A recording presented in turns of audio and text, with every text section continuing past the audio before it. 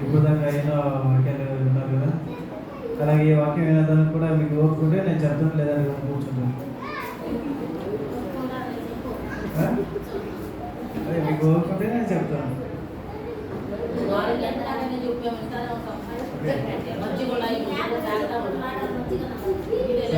ఇంకా మంచిది. లూకాసు వార్త 23వ అధ్యాయం 46వ వచనం. అప్పుడు యేసు గొప్ప శబ్దంతో కేక వేసి తండ్రి నీ చేతికి నా ఆత్మను అప్పగించుకుంటున్నాను.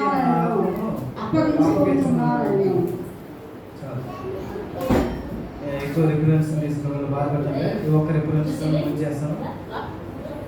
ఇక్కడ చూసుకోండి 46వ వచనం.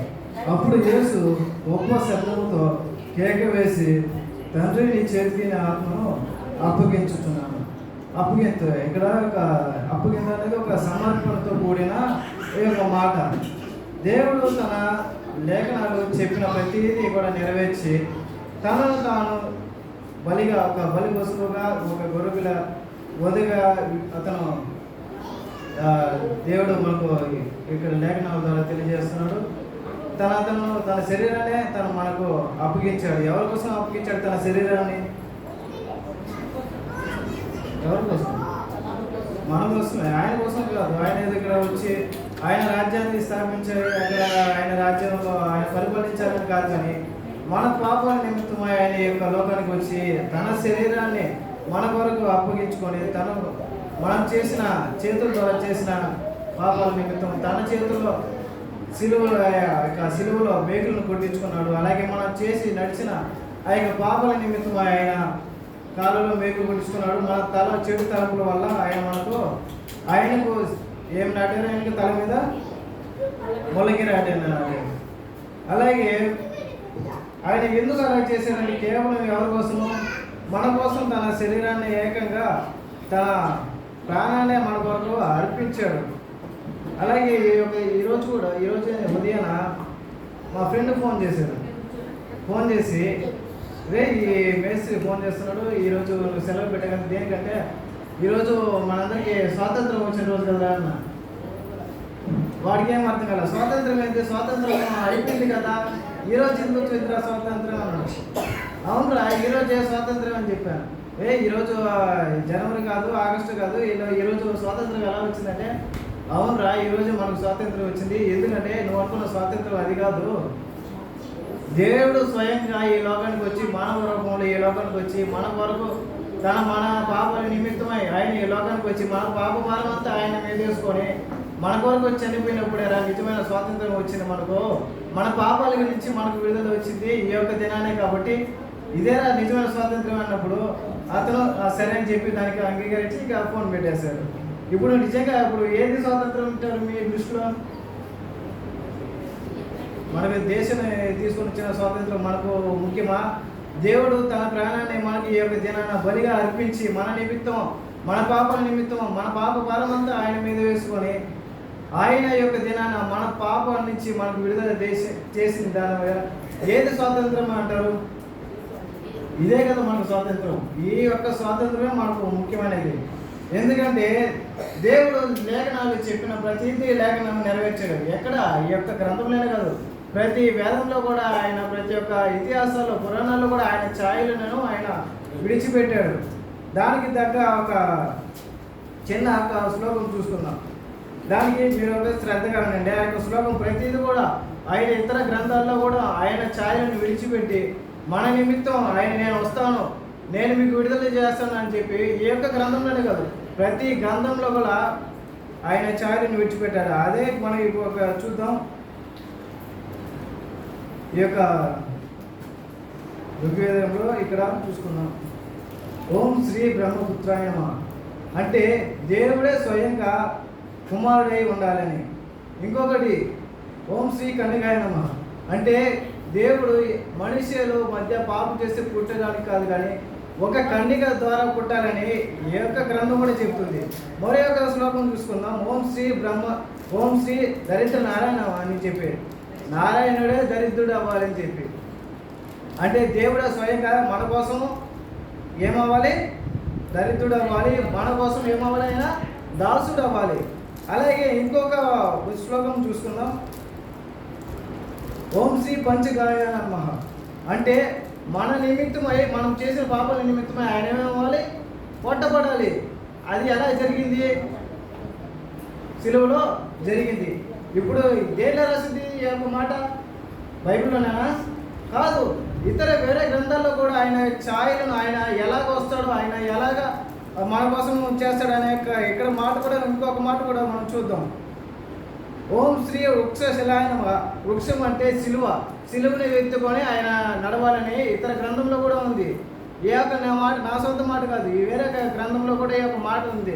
వాళ్ళు అంటారు నిజమైన దేవుడు ఎవరో తెలుసుకోవాలంటే ఈ యొక్క మాటని వారు కానీ చదివితే తెలుసుకోవద్దు ఎవరు నిజమైన దేవుడు అనేది. కాబట్టి వారు కూడా ఈ యొక్క గ్రంథాన్ని, ఈ యొక్క నా గ్రంథంలో నేను ఈ యొక్క మాట చెప్పట్లేదు, కానీ వేరొక గ్రంథం నుంచే నేను ఈ యొక్క మాట చెప్తున్నాను. ప్రతి ఒక్కరు కూడా ఈ యొక్క మాటను కానీ విన్నట్లయితే నిజమైన దేవుడు ఎవరనేది ప్రతి ఒక్కరికి పూర్తిగా తెలుస్తుంది. అలాగే మరొకటి, ఓం శ్రీ మృత్యుంజయ నమః. అంటే పాపాన్ని జయించిన దేవుడే ఉండాలి. పాపాన్ని జయించిన దేవుడే ఉన్నారు. ఎందుకే? ఈ లోకంలోకి ఎంతోమంది వచ్చారు, ఎన్నో విధాలుగా జీవించారు, ఎన్నో రాజ్యాన్ని స్థాపించారు కూడా. కానీ పాపాన్ని జయించిన దేవుడు ఎవరైనా ఉన్నారంటే కేవలం అది నా దేవుడు అయినాడు మాత్రమే, నా యేసుక్రీస్తు మాత్రమే ఈ యొక్క లోకానికి వచ్చి మనందరి నిమిత్తమై సిలువలో ఆయన మరణించి తిరిగి 3వ దినాన లేచి, నేను లేచాను మీ అందరి కోసం, మీ అందరి పాపాలు నేను నిమిత్తము నేను మరణించి తిరిగి లేచి మీ యొక్క పాపాలన్నింటినీ కొట్టివేశానని చెప్పిన కేవలం ఒకే ఒక దేవుడు ఎవరైనా ఉన్నారంటే అది మన ప్రభు అయిన యేసుక్రీస్తు మాత్రమే. ఎందుకంటే ఈ లోకంలోకి అనుకుంటారు దేవుడు, వాళ్ళ దేవుడు ఏదో ఒక పండుగ చేసుకుంటున్నారు అని చెప్పి. ఏదో ఒక మా పండుగ ఒకటే కాదు, ఇది ఎవరి పండుగ? ఈ లోకానికే పండుగ. క్రిస్మస్ అనుకుంటారు కానీ పండుగ నాకు తెలిసినంతవరకు ఇదే మనకు ముఖ్యమైన పండుగ. ఏంటి మనకు పండుగ? ఇదే గుడ్ ఫ్రైడే. ఇదే మన అసలైన పండుగ. అంటే ప్రతిదీ ఎంతోమంది ఎన్నో రకాల పండుగలు చేస్తుంటారు, కానీ కేవలము ఈ యొక్క పండుగ లోకానికి ఏంటి పండుగ? ఎందుకంటే ఆయన ఈ యొక్క మన నిమిత్తమై, మన పాపల నిమిత్తమై సిలువలో మరణించి తిరిగి లేచాడంటే కేవలం ఎందుకోసం? ఆయన కోసం అంటారా? కాదండి. మన పాపల నిమిత్తమై ఆయన చనిపోయి మన పాప భారం అంతా ఈ యొక్క దినాన మన భుజముల మీద ఉన్న భారాన్ని తొలగించడానికి ఆయన భుజములపై సిలువను ఈ యొక్క దినాన మోసాడు. మన తలంపుల వల్ల ఆయన బాధపరచబడ్డాడు. ఆయన తల మీద ముళ్ళ కిరీటము పెట్టుకోబడ్డాడు. ఆయనకేమి, ఆయన రాజ్యంలో ఉంటే బంగారు కిరీటం ఉంటుంది, ఇంకా వజ్రాలతో కూడిన కిరీటాలు, ఎన్నో కిరీటాలు ఉంటాయి. కానీ మన కోసం ఈ యొక్క లోకానికి వచ్చి ముళ్ళ కిరీటం ధరించారంటే ఎవరి కోసము? మనం చేసిన తలంపుల కోసమే. ఈ లోకంలో ఆయన నడివీధుల్లో చెప్పులు లేకుండా వరడాలతో కొట్టబడుతున్న ఆ సిలువ భారం అయినా కూడా మోస్తున్నా కూడాప్పటికీ ఆయన అన్ని శ్రమలు పొందాడండి. కేవలం ఎవరి కోసము? మన కోసమే. ఆయన ఆ విధంగా సమర్పించుకున్నప్పుడు మనమే ఈ యొక్క లోకంలో దేవుడు ఏదో ఒక దేవుని కృపను బట్టి మనం ఇక్కడ తెలుసుకొని ఈ యొక్క మందిరానికి వచ్చి మనం ఆరాధించుకుంటున్నామే, కానీ సంపూర్ణమైన సమర్పణ మనలో అంటూ లేదనుకోవాలి.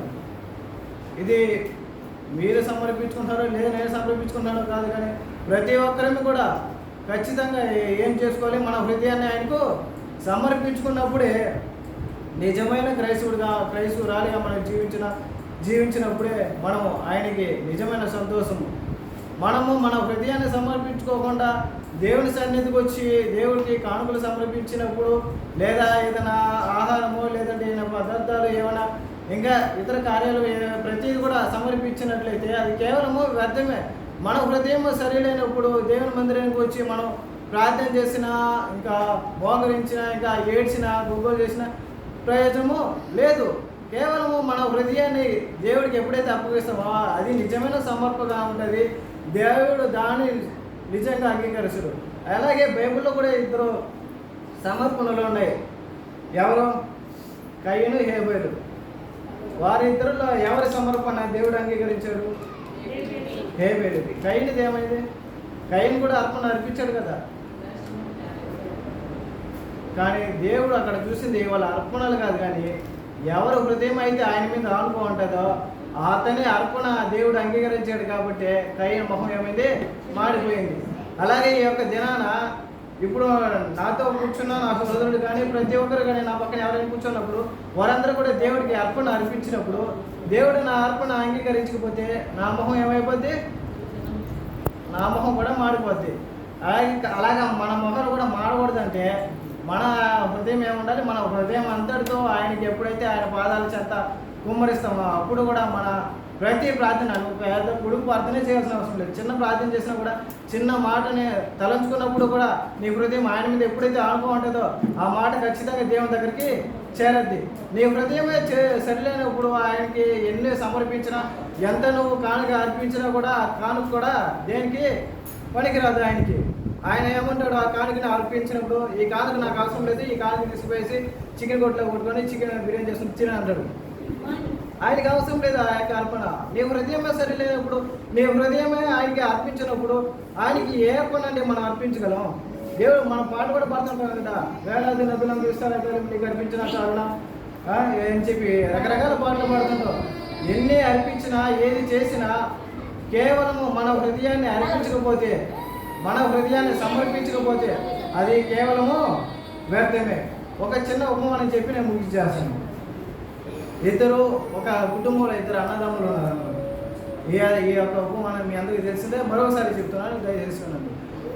ఇద్దరు అన్నదమ్ములు ఉన్నప్పుడు ఇద్దరిలో ఒకడు బాగా చదివి బాగా మంచి ప్రయోజకుడు అయ్యాడు, ఒకడు చదవకుండా ఒక రౌడీ షీటర్గా తయారయ్యాడు.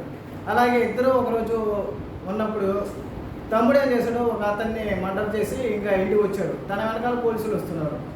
ఇంకా అన్న చూశాడు, ఏమైంది తమ్ముడు అన్నప్పుడు, నేను ఇలాగ ఒక అతన్ని మర్డర్ చేశాను, అది పోలీసులు చూసేశారు, నన్ను ఇప్పుడు తరముంటా వస్తున్నారని చెప్పి అతను చెప్పినప్పుడు ఆ యొక్క ఇద్దరు అన్నదమ్ములు కూడా కవలలు అన్నమాట.